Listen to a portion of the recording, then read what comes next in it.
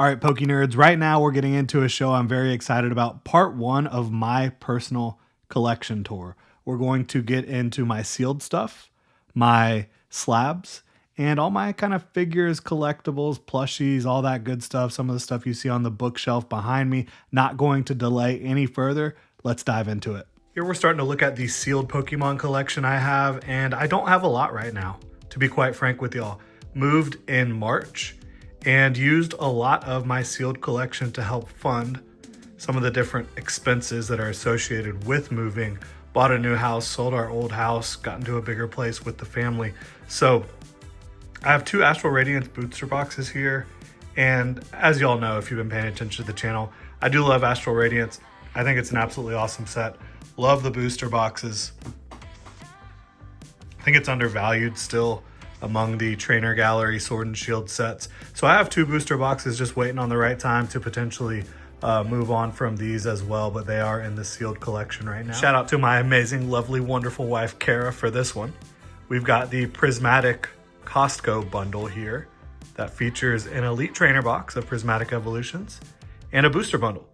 This was $57, I believe, and I think its market value is about $160, something like that. So she just picked this up the other day when she was at Costco for me, knew I would be interested in it. Probably not going to be ripping any more Prismatic in my lifetime. Maybe Terrestrial Festival on the Japanese side, but it has been a traumatic opening experience for me with Prismatic. Even though I did hit Sylveon, I hit my chase, but I've opened up about 200 packs of Prismatic Evolutions and have not hit anything else. Part of that is because Prismatic Evolution doesn't have illustration rares. It's only special illustration rares and Master Balls. You know, Pokeballs are a dime a dozen, but the Master Balls and special illustration rares are all you got really in Prismatic that is worth chasing, in my opinion. But very happy to have this little bit of Prismatic Evolutions sealed in the collection. The Shrouded Fable Pokemon Center Elite Trainer box is the final Pokemon Center Elite Trainer box that I have. I got rid of a lot of them during the move, as I mentioned before, but I've had 151, Base, Obsidian Flames, Prismatic, Twilight Masquerade, Shrouded Fable, obviously I've had some more of those, Stellar Crown, Journey Together. I've had a lot of them. I've moved on from some, always, you know, getting some good value out of them, but Shrouded Fable is the one I still have, and I made the video about it yesterday because I think that there is a artificial pump going on, market manipulation, whatever you want to call it, with the Shrouded Fable Pokemon Center Elite Trainer box right now. So I would not advise anybody getting in on them right now. I don't think that this is the end of them being available at a reasonable price on the secondary market. So buyer beware on that. I do still have one though, and happy to have it in the collection until they become more in demand, and I'll probably move off of it for some singles in the future. And I don't advise from a monetary standpoint to trade in sealed products for singles, but I use the sealed products I do have that I get at reasonable prices, usually MSRP or less, to then fund future Jordan collecting, right? So that's kind of how I roll in the hobby here. And that is the end of my sealed collection right now. Not very extensive. We're going to dive over into some of the slabs I've got, as you can see over to the left. All right, it is slab season now. And if y'all been paying attention, I don't really collect slabs for my personal collection very often. A lot of these are simply plays I've made that I think, you know, Japanese PSA 10s, way too cheap right now for Ultra Modern. Got in on some of them. Maybe I keep them, maybe I don't, we'll see. But this is the EV from Twilight Masquerade on the English side. The Japanese side, you could get this for like 45, 50 bucks in a PSA 10. Thought that was an absolute steal. Same thing with the Ghastly. I think I got this under $40. It's the Ghastly that's on the English side in Temporal Forces. Beautiful cards. I mean, you can't go wrong with EV Ghastly. This is the only illustration rare from the Scarlet and Violet era that features Haunter or Gengar. So very happy to add that to the collection, and we'll see what ends up happening with these someday. As I mentioned, I like to be very transparent, and a lot of these are basically just plays that I've made, speculation, purchases that I've made. Now the Ho-Oh, this is not a speculative purchase. This was my favorite Ho-Oh card until we got the Destined Rivals / Heatwave Arena Ho-Oh, Ethan's Ho-Oh. But I still absolutely love this card. You got the moon in the background. I am a sucker for the Cosmos holofoil patterns. I think this is just a beautiful artwork. Absolutely love that Ho-Oh. And we've got Lugia as well. Lugia V from Silver Tempest. This is not the alt art, obviously, but the standard one. I think this is the best standard V illustration of the Sword and Shield era, not including promo cards. It just goes so hard in the paint. Lugia is one of my favorite Pokemon, and this one was purely a purchase for the personal collection. I have a lot of copies of this card, wanted it in a PSA 10. This next one, Cresselia from Shrouded Fable, I pulled this and graded it myself. Still have it. I think eventually it will end up carrying more value than it currently does. And at that point, whenever I deem it worthy, I'll probably move on from Cresselia. I have it in a non-graded PSA slab as well. I have it just raw. So not something that I need to have. Showed you all this Houndoom yesterday too. Night Wanderer in Japanese, Shrouded Fable in English. I love this Houndoom card. It's beautiful. Next one is another card I graded myself. Really expected this to 10. I thought it was just perfect, but ended up getting the 9. The Moltres Zapdos and Articuno GX. The Stained Glass Birds card, as it's affectionately referred to. Really thought this would 10. Ended up, I think I bought this card for about $50, $60 several months back. Bought it just to have it. Realized it was a clean copy. Submitted it, only got the 9. So we'll see what we do with that. Might stay in the collection forever. We've got from the Japanese 151, the Dragonair PSA 10. This card I got at a steep discount. Had to add it to the collection. I absolutely love 151. I am a Kanto kid after all. I also had to get the Dragapult from Terastal Festival, PSA 10.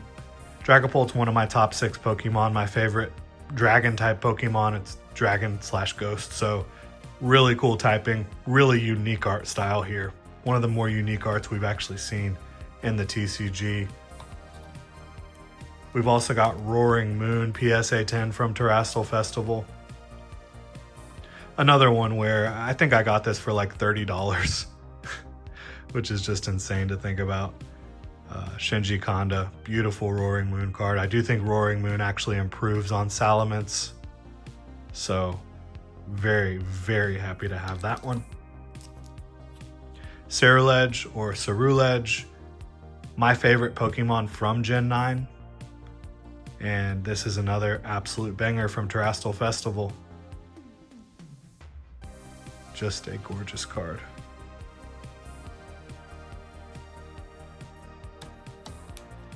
We've got the Eevee Master Ball as well. Love the Eevee Master Ball. The Master Ball cards are cool, and even the Pokeball cards are pretty cool. I do think that this style, the fully textured card with the cracked glass all over, it's beautiful. So picked up the Eevee, very reasonable price. As I mentioned, Ceruledge, one of my favorite Pokemon, and certainly my favorite Pokemon from Gen 9. So I picked this one up as well from Surging Sparks. On the English side, Surging Sparks. On the Japanese side, Super Electric Breaker. Love it. We've got the Groudon from Paradox Rift. This is the Japanese version, of course. Another one just way too cheap for the PSA 10. Love having these. And the pop reports, yeah, there's way more PSA 10s on the Japanese side. The quality control is a lot better, all that stuff, but does not mean that those are not great values. Zeraora V. I'm a big fan of Zeraora collector, so added this one from Silver Tempest. It was like 40 bucks, something like that. Way too cheap. These fully textured trainer gallery cards are awesome. That's a shining example of some of the value you can find in the trainer galleries. In the final slab here, I have moved a lot of my slabs as of late. I've also got 9 cards out for grading. I recently moved a Kingdra, a Rayquaza, shiny Rayquaza GX promo card, several others. But this was actually a speculative buy a couple months ago. I got this for $190, $185. It's now worth upwards of $400. The shiny Gardevoir EX from Paldean Fates. What an unbelievable card. It is gorgeous. And that's it for my slab collection. Now we're kind of looking at the figures and collectibles side of my collection, and it's not extensive, but it has some bangers, some things I absolutely love. And that's what it's all about, having things you love in this hobby. And this is super nostalgic. This is from when I was a kid, probably 8, 9 years old. The Burger King Pikachu 24 karat kind of card, mini card here. Really cool stuff. These are heavy. They got some weight to them. I know a lot of y'all probably remember them from back in the day, but super cool collector's item to have. I don't think they have like any crazy value or anything like that. Mouse Pokemon, when several of these gather, their electricity could build and cause lightning storms. So pretty cool little collector's item there from the childhood collection, and it's fallen all over the place. Gotta love it. But we now have Lucario and Sylveon here, the Funko Pops, and these I just recently got. Shout out to my good friend and channel member, Alex, who picked these up on a whim at GameStop, saw them and decided to get them for me. So freaking cool. Lucario and Sylveon are 2 of my favorite Pokemon. You know, on my channel banner, we've got Sylveon and Mega Lucario. And so adding these to my collection, to my background, my bookshelf was super, super cool. And even better because, it was a friend, someone who supports the channel, someone who supports me,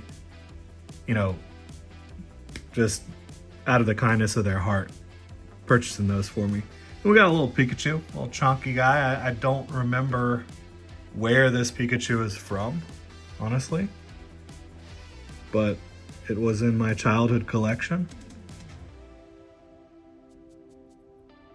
I've got several. I think that they're all like the same brand that are like similar to that. This Cubone, I believe, is the same brand. Not a brand I recognize, but Cubone is another one of my favorite Pokemon. I've always loved Cubone. Marowak, I love the Alolan Marowak version of that evolution line. So awesome to have Cubone. I think the Blastoise is the same brand. Don't really know where they came from, how I got them. I remember having them as a kid, but like not where exactly they came from. The Squirtle, I think, is the same brand, and what a strange colored Squirtle there. But we've also got Seadra.